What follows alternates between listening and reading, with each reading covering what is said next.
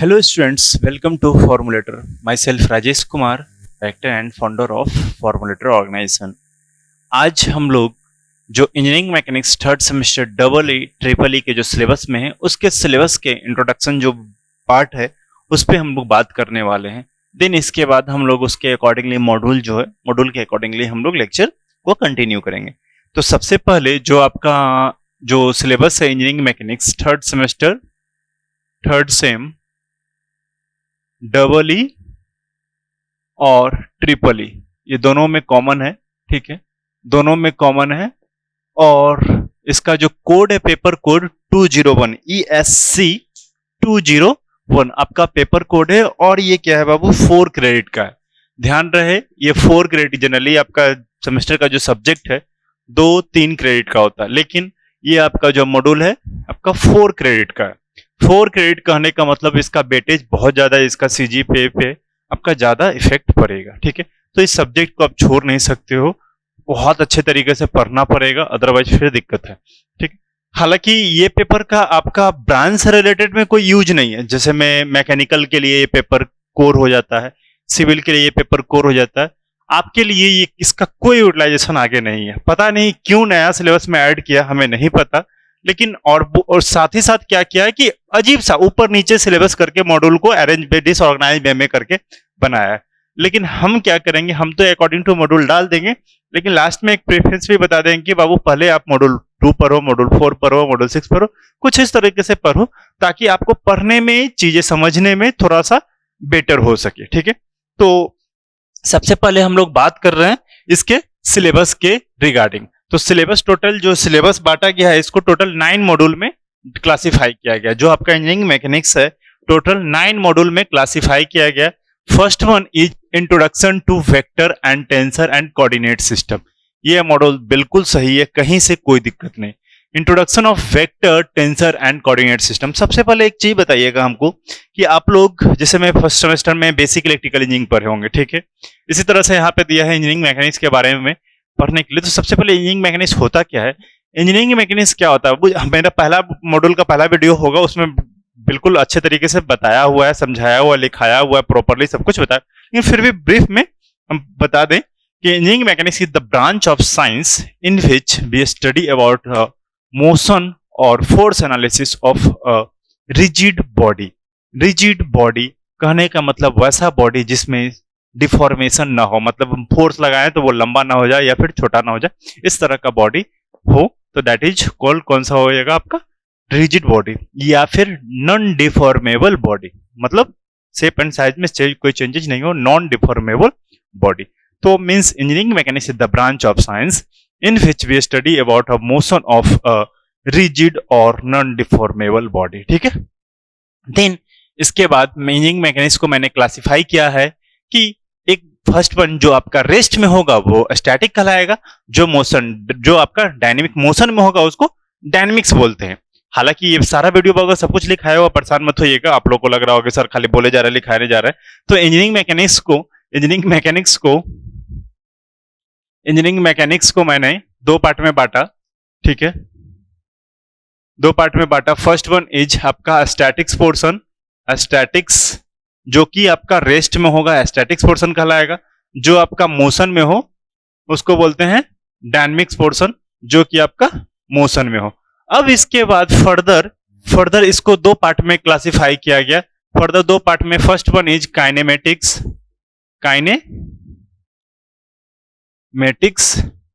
And दूसरा kinetics, ठीक है।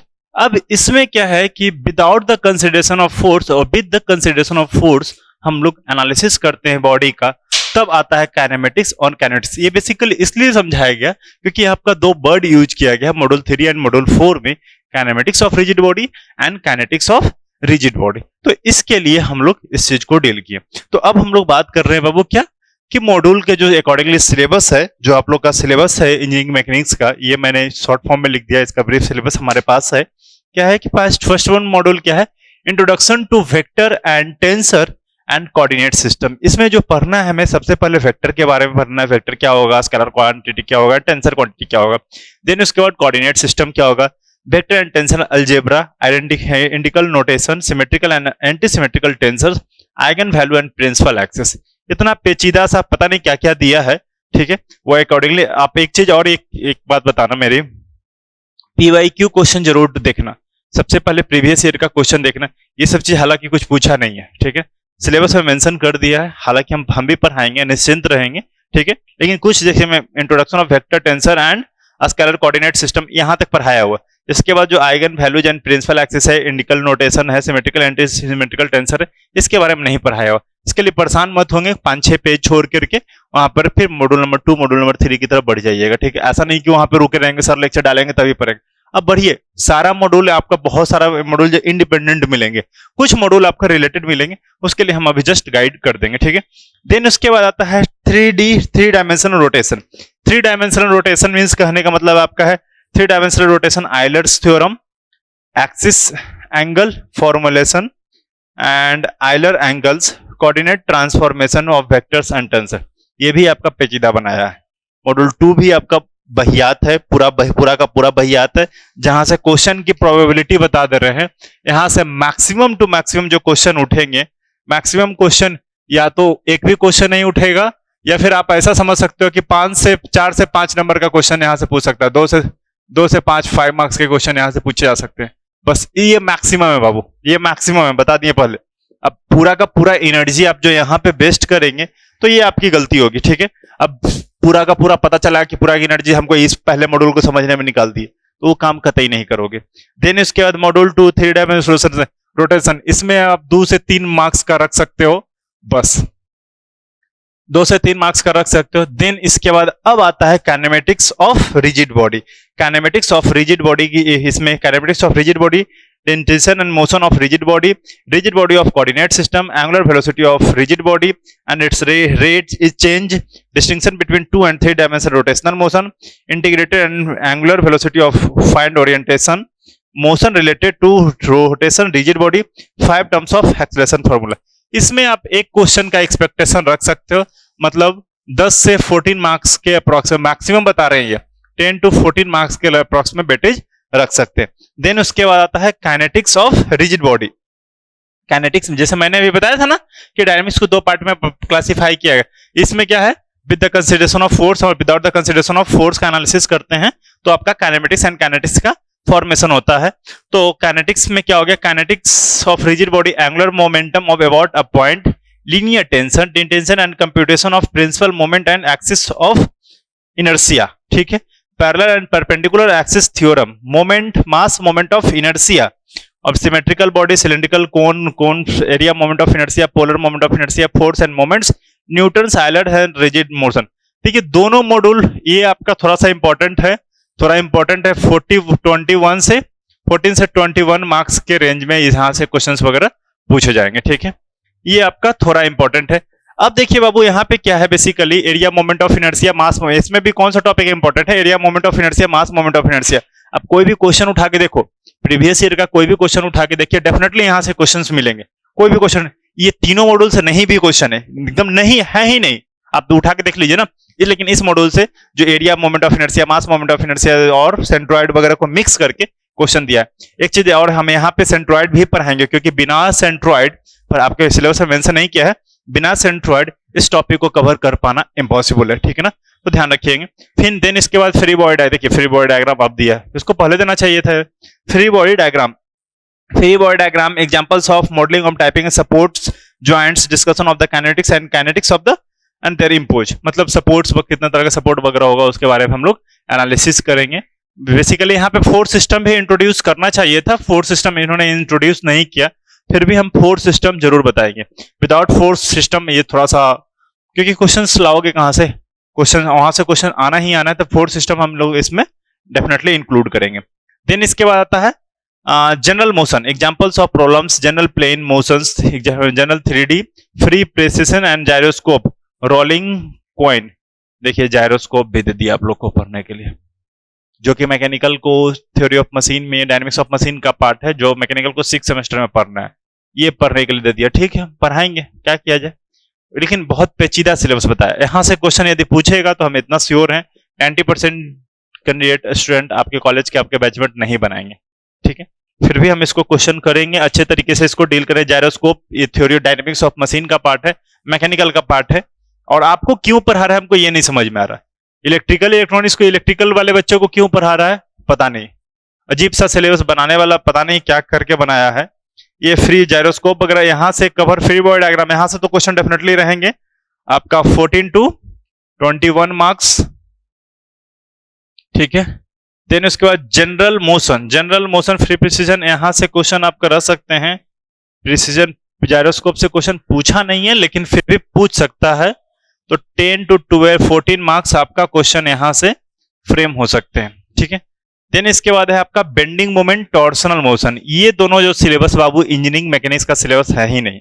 सबसे पहली बात, ये इंजीनियरिंग मैकेनिक्स का सिलेबस नहीं है। ये दोनों सब्जेक्ट, ये दोनों जो है बेंडिंग मोमेंट और टॉर्सनल मोशन, ये स्ट्रेंथ ऑफ मटेरियल का पार्ट है, स्ट्रेंथ ऑफ मटेरियल का पार्ट है, ठीक है। स्ट्रेंथ ऑफ मटेरियल का पार्ट है। जैसा कि ये मैंने बताया क्या कि मैकेनिक्स में हम लोग रिजिड बॉडी का एनालिसिस करते हैं, ठीक है। रिजिड बॉडी का एनालिसिस करते हैं इंजीनियरिंग मैकेनिक्स में।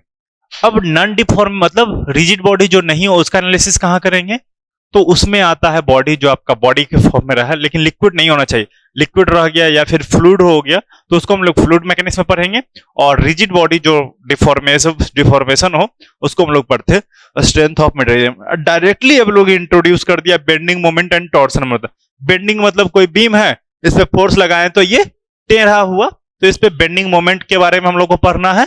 और टॉर्सनल मतलब इसको पूरा एक जगह फिक्स है, दूसरा आपको रोटेट कर रहे हैं, तो टॉर्सनल मोमेंट के बारे में दोनों में डिस्कस करना है। इसका डिटेल सिलेबस हम बोल दे एक बार।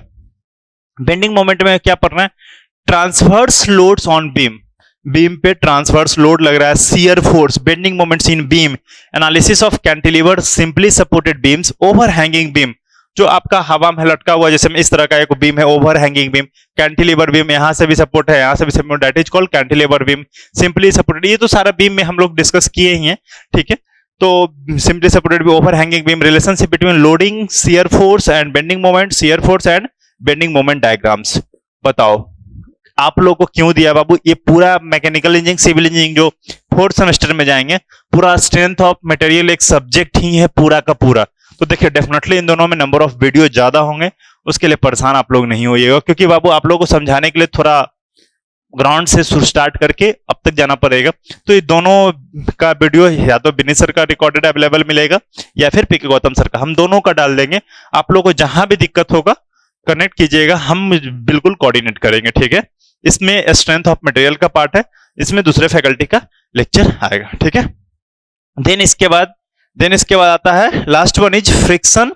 फ्रिक्शन, इसमें concept of friction, Coulomb's friction, angle of repose and coefficient of friction. तो फ्रिक्शन समझने के लिए बेसिकली आपको फ्री बॉडी डायग्राम को पता होना चाहिए। तो यहाँ पे आप लोग कंसीडर कर सकते हैं, यहां से जनरली क्वेश्चन पूछ सकता है, 14 to 21 मार्क्स यहां पे रख सकते हो। और इस पूरे पार्ट से 21 से लेकर के 35 मार्क्स तक क्वेश्चन, या फिर 28 मैक्सिमम में 28 मार्क्स तक आपका क्वेश्चंस पूछे जा सकते हैं। अब PYQ उठा के देखिए, हम जैसा बोले हैं ऐसा है या नहीं, जैसा बोले हैं ऐसा है या नहीं। अब प्रीवियस ईयर का कोई भी क्वेश्चन उठा के देखो आपको इसी वे में। तो अब बाबू देखो आपको पढ़ना कैसे है उस पे एनालिसिस कर ले, क्योंकि एक तो सिलेबस बनाया पेचीदा, दूसरी बात आप लोग को ये ब्रांच पेपर नहीं है, ठीक है। ब्रांच पेपर रहता है यार चलो ठीक है एकदम जी जान लगा के पढ़ लें, ऐसा भी नहीं करना है, हमको काम भर ही पढ़ना है। सबसे बड़ी बात हमको पता है कि आप लोगों को काम भर ही पढ़ना है, ठीक है ना। तो सबसे पहले आप स्टार्ट कर सकते हो, देखो मॉड्यूल नंबर 1, तो मॉड्यूल नंबर 1 कहीं से कोई दिक्कत नहीं है। मॉड्यूल नंबर 1 कहां तक, यहां तक कोई दिक्कत नहीं होना। कोऑर्डिनेट सिस्टम के बारे में भी मैंने बताएंगे, लेकिन इसके बाद कुछ दिन के बाद हम लेक्चर इसमें अपलोड कर देते हैं, ठीक है। अब इसके बाद आता है डायरेक्टली आप आ जाइए काइनेमेटिक्स ऑफ रिजिड बॉडी पे आ जाइए, या काइनेटिक्स ऑफ रिजिड बॉडी पे आ जाइए। ये दोनों टॉपिक को आप लोग कवर करना शुरू करेंगे, ये दोनों टॉपिक को कवर करना शुरू कीजिए, जितना आता है ओके, ठीक है। अब इसके बाद आता है मॉड्यूल नंबर 5। इस मॉड्यूल को अच्छे तरीके से कवर कीजिए, यहां से डेफिनेटली क्वेश्चंस वगैरह पूछे जाएंगे। एक क्वेश्चन हो सकते हैं, 2 क्वेश्चन हो सकते हैं। देन उसके बाद जनरल मोशन है, ठीक है। देन उसके बाद बेंडिंग मोमेंट, एंड इसको सेपरेटली डील कीजिएगा, means bending moment and torsional motion, ये दोनों स्ट्रेंथ ऑफ मटेरियल का पार्ट है, ठीक है ना। इसमें एक याद रहे ना, मैकेनिकल वाला आप जो आपके सेमेस्टर में है, ना थर्ड सेमेस्टर ना थर्ड सेमेस्टर वाला कोई भी मैकेनिकल सिविल वाला हेल्प नहीं कर सकता, ठीक है। इसमें करेंगे तो या तो फैकल्टी करेंगे, मीन्स हम लोग करेंगे, या तो फिर आपके सीनियर जो मैकेनिकल सिविल से जो आपका नेक्स्ट सेमेस्टर में होंगे, मतलब फिफ्थ या सिक्स सेमेस्टर में होंगे, वो लोग आपको हेल्प करेंगे, ठीक है। देन इसके बाद फ्रिक्शन है, ये कंप्लीटली इस मॉड्यूल को कंप्लीटली आप कवर कर सकते हो। तो मेरे ओपिनियन में सबसे पहले आप कवर करो, सबसे पहला प्रायोरिटी इसको लो, फिर उसके बाद इसको लो, फिर उसके बाद आप इसको कवर करो, इसको कवर करो, फिर उसके बाद इसको कवर करो, फिर इसको आपको सेपरेटली कवर करो। इतना आप कवर करें, आप कोई भी क्वेश्चन उठा के देखो पीवाईक्यू, आप टोटल क्वेश्चन, पहला तो ऑब्जेक्टिव कंपलसरी है, देन उसके बाद 8 क्वेश्चन में 4 क्वेश्चन बनाना डेफिनेटली आपके लिए इजी होगा, कहीं से एक भी क्वेश्चन नहीं छूटेगा। लेकिन थोड़ा तरीका चेंज करो। आप लोग क्यों हल्ला कर रहे हो कि सर ये टॉपिक छुटाओ, ये टॉपिक छुटाओ, ये टॉपिक, बाबू हम सब धीरे धीरे सब कवर कर देंगे, निश्चिंत रहिए। वो हमारी रिस्पॉन्सिबिलिटी, होल एंड सोल हमारी रिस्पॉन्सिबिलिटी। कहीं भी इस चैप्टर से रिलेटेड, इस सब्जेक्ट से रिलेटेड कोई भी दिक्कत हो तो डायरेक्टली आप हमें मैसेज करेंगे। एक तो व्हाट्सएप नंबर जो ऑफिशियल नंबर है 7277084298, इस पे कनेक्ट कर लेंगे, या फिर इससे बेटर होगा कि AKU@formulator का टेलीग्राम चैनल है, फॉर्मुलेटर का टेलीग्राम चैनल होगा, उस पे जाकर के आप लोग मैसेज कीजिए, बिल्कुल हम लोग रिप्लाई देंगे। इसके अलावा कहीं से भी कोई भी दिक्कत है, बिल्कुल यहाँ पे मैसेज कीजिए, यूट्यूब चैनल है वहां पे कमेंट कीजिए, बिल्कुल हम लोग रिस्पॉन्स करेंगे, ठीक है, ठीक है। ये रहा पूरा डिटेल सिलेबस। अब हम लोग मॉड्यूल के हिसाब से हम डाल देंगे, लेकिन हम जो बताएं प्रायोरिटी, बाबू इसको पढ़ो, इसको पढ़ो, इन दोनों को पढ़ो, फिर इसको पढ़ो, इसको पढ़ो, सब सेपरेटली। अब पता चला कि हम फंसे हुए हैं मॉड्यूल 1 में, तो फंसे रहो, तुम्हारी इच्छा, हम इसमें कुछ हेल्प नहीं कर सकते। क्योंकि देखो ये थोड़ा पेचीदा है, नो डाउट पेचीदा है, हम अपलोड करेंगे, इसके लिए होल एंड सोल रिस्पॉन्सिबल हम हैं, उसके लिए निश्चिंत रहेंगे। लेकिन जैसे बताएं, समझने के पर्पज से आप यहां से ट्राई कीजिए, ठीक है। कोई दिक्कत होगा तब कनेक्ट करेंगे, ठीक है। चलिए हम लोग मिलते हैं अकॉर्डिंग टू मॉड्यूल के लेक्चर में, ठीक है। Okay, bye bye, take care.